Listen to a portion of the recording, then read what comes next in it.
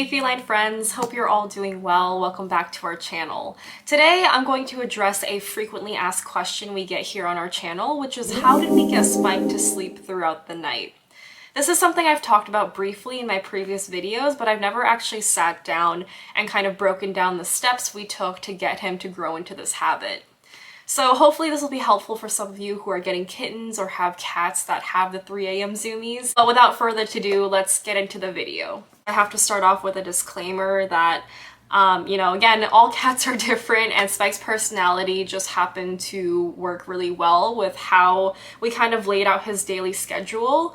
So what I mean by that is Spike gets stimulated very easily when we're awake, but then when we're asleep, he actually gets very bored, so then he'll naturally just nap anyway. So when he was a kitten, we originally didn't let him sleep with us in the bedroom because he was so tiny, and I read all these horror stories of cat owners crushing their kittens at an early age.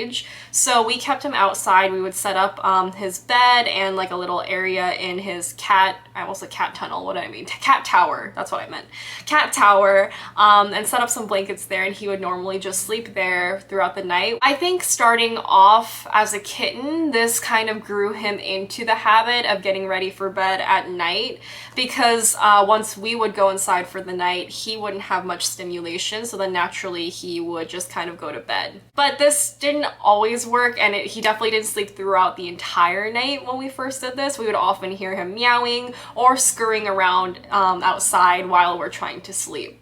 So I think this might really depend on how much energy your cat feeds off of you. If you find that your cat is very hyper on its own, then this might not work out too well. But if you find that your cat's energy levels is very dependent on what you're doing in the house, then this might be a good step to take. A couple of months later, after Spike was about 6 or 7 months old, this is when we started letting him sleep with us in our bed, in our bedroom. When we first started this, he did not sleep throughout the night. He would get very hyper around 2 or 3 a.m. Sometimes even as we were going to bed around 11 or 12, he would just scurry around and get the zoomies. So we started looking into better ways that we could regulate his sleep and sync it up with our cycle. First and foremost, one of the most important things you can do to try to help your cat sleep throughout the night is play with them a lot during the day.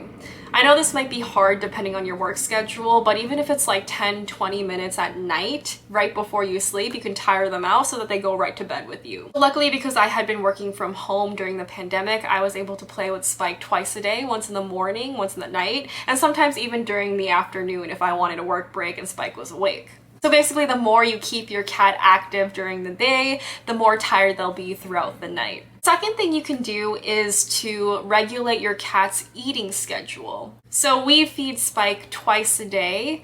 Once in the morning, we feed him wet food, and then we leave out dry kibble, and then right before bed or around dinner time, we'll put out some more kibble for him as well. Because he has this regulated eating schedule during the day, this helps him sleep at night, because just like humans, we eat during the day so that we can sleep at night. And the third thing you can do is just ensure that there's no triggers laying out during the night. So what I mean by triggers is just any toys or noises or anything like that that might kind of trigger your cat into play mode. I have to say that our method is not fail-proof. Spike more often than not sleeps throughout the night with us, but occasionally, if we do accidentally leave some of his toys out at night or he gets triggered by a noise outside, he will get the zoomies around 2 or 3 a.m. and he'll start scurrying around the entire place and trying to play with us. In addition to that, we normally get up, I mean me and my partner. I know there was some confusion on my channel when I said we, but whenever I say we, I mean me and my partner. We both care for Spike together. So we usually get up in the middle of the night to go pee, go to the bathroom, and that'll usually wake Spike up. I think it's gotten to the point where Spike is so kind of dependent on us being awake to kind of play that normally now, whenever we go back to bed, he will go to sleep as well. There was also a lot of trial and error in the beginning. When we first let Spike into our bedroom at night, he was so excited. He was just kind of like exploring all over the place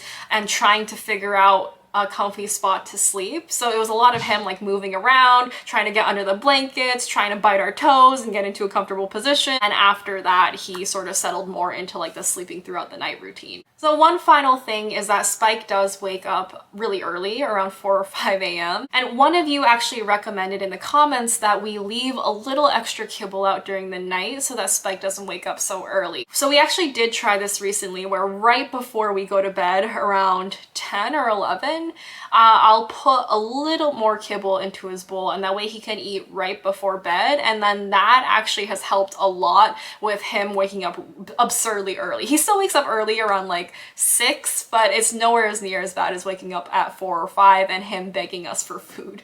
That is basically it. I know some of these steps sound a little bit like common sense and very simple, but if you kind of trial and error a few of them, they might work for your cat.